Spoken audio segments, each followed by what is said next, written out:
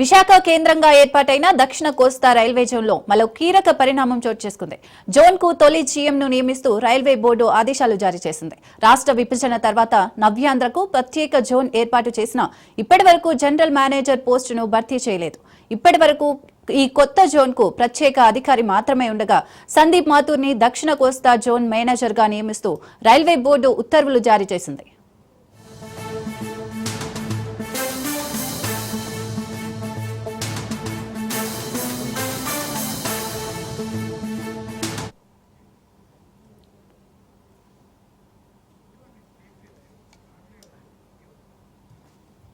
Right, ఇదే అంశంపై మరింత సమాచారం మా ప్రతినిధి సూర్యప్రకాష్ అందిస్తారు. ఆంధ్రప్రదేశ్ రాష్ట్రం విభజన తర్వాత ఉత్తరాంధ్ర ప్రజలు కొన్న కోరికలు కన్న కళలను అయితే కేంద్ర ప్రభుత్వం అయితే గత రాత్రి అయితే నిజం చేసిందనే విషయాన్ని అయితే మనకు పూర్తిగా అయితే తెలుస్తుంది. ఎక్కడైతే విశాఖ కేంద్రంగా ఒక జోన్ ఏర్పాటు చేయాలని అయితే కోరుకోవడం అయితే జరిగింది. అందుకు సంబంధించి దాదాపు అన్ని ఏర్పాట్లు కూడా చేయడానికి అయితే ప్రభుత్వం, రాష్ట్ర ప్రభుత్వంతో పాటు కేంద్ర ప్రభుత్వం అయితే అడుగులు ముందుకేస్తుందనే విషయం అయితే మనకు పూర్తిగా అయితే తేటతెల్లమవుతుంది.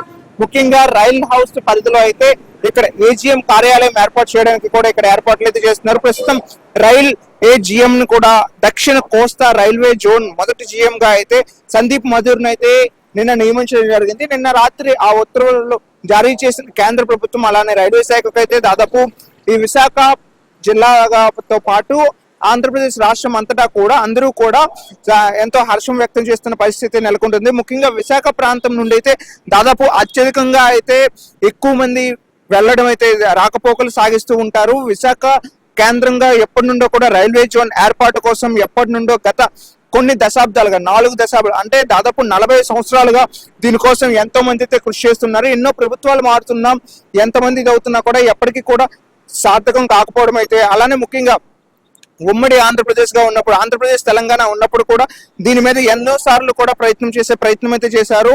ఎన్నో ప్రతిపాదనలు చేసినా కూడా ఎప్పటికీ కలగానే ఉండిపోవడం అయితే జరిగింది. కేంద్ర రాష్ట్ర ప్రభుత్వాలు ఈ యొక్క నిర్ణయం తీసుకుంటూ నిన్న సందీప్ మాథూర్ను అయితే ఇక్కడ విశాఖపట్నం కేంద్రంగా జీఎం నియమించడం, దానికి సంబంధించి ఇక్కడ ఆఫీస్ ఏర్పాట్లు చేయడం, ఇక్కడ పూర్తిగా అన్ని ఏర్పాట్లు చేయడం జరిగింది. విశాఖపట్నం రైల్వే స్టేషన్ దాదాపు భారతదేశంలోనే ప్రఖ్యాతిగాంచిన ఒక విశాఖపట్నం రైల్వే స్టేషన్ అయితే ఉంటుంది. ఈ స్టేషన్ అనుసంధానంగా ఇక్కడ కేంద్రంగా వాల్తేరు డివిజన్ తో పాటు రాయగడ డివిజన్ కలుపుకొని అయితే దాదాపు ఏర్పాటు చేయాల్సిన అవసరం అయితే ఉందనే విషయాన్ని అయితే కూడా ప్రతిపాదనలు ఎన్నోసార్లు రావడం జరిగింది. కానీ ఇక్కడ డివిజన్ మారుస్తూ కూడా రాయగడ డివిజన్ ని, అలానే భువనేశ్వర్ కేంద్రంగా ఉన్న తూర్పు కోస్తా రైల్వేకి అయితే కేటాయించడానికి అయితే ఈస్ట్ కోస్ట్ రైల్వే కేటాయించడానికి ప్రయత్నం చేశారు.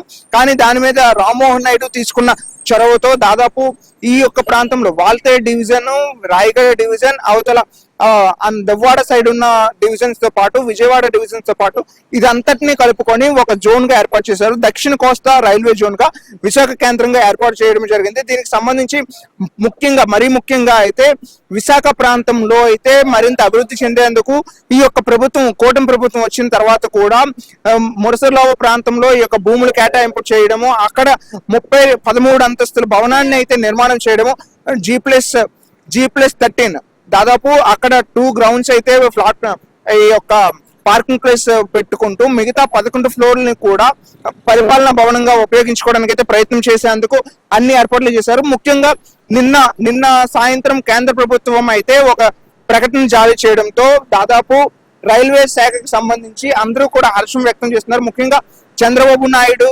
అలానే పవన్ కళ్యాణ్, దాదాపు విశాఖ కేంద్రంగా ఉన్న అందరు నాయకులు, పార్టీలకు అతీతంగా ప్రతి ఒక్క నాయకులు కూడా సంతోషాన్ని అయితే వ్యక్తం చేస్తూ ఉన్నారు. సందీప్ మాథూర్ కు శుభాకాంక్షలు తెలియజేసి స్థానికంగా ఇక్కడున్న ప్రజాప్రతినిధులు కూడా అతనికి శుభాకాంక్షలు తెలియజేయడం అయితే జరిగింది.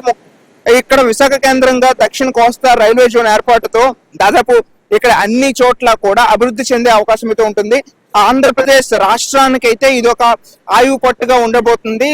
ఇక్కడ ఉన్న పరిస్థితిని అనుగుణంగా అయితే అన్ని భవనాలు ఏర్పాటు చేయడానికి అయితే మురసర్లోవ ప్రాంతంలో పాటు ఇక్కడ జోన్ డిఆర్ఎం ఆఫీస్ ఏదైతే ఉందో ఆ ప్రాంతంలో కూడా ఇవన్నీ కూడా పరిపాలన భవనాలుగా ఏర్పాటు చేసి దాదాపు విశాఖపట్నాన్ని ఒక సుందరీకరణ నగరంగా ఎలా తీర్చిదిద్దుతున్నారో అలానే విశాఖ కేంద్రంగా అయితే ఈ యొక్క రైల్వే జోన్ కూడా మరింత కీర్తి ప్రతిష్టలు పెంచేలాగా భారతదేశంలో నెంబర్ 1 జోన్ గా నిలబెట్టడానికి అయితే ఇక్కడ ఉన్న నాయకులతో పాటు ప్రజలు కూడా ఇక్కడ అధికారులు కూడా పనిచేసే పరిస్థితి కనిపిస్తుంది. దీనికి సంబంధించి రేపు మోడీ రాబోతున్న సమయంలో దీనిపైన ఇక్కడ ఉన్న ప్రజాప్రతినిధులందరూ కూడా వారి యొక్క కృతజ్ఞత భావాన్ని తెలియజేసే పరిస్థితి కనిపిస్తుంది. కెమెరామెన్ ప్రసాద్ తో సూర్యప్రకాష్, రాజ్ న్యూస్, విశాఖపట్నం.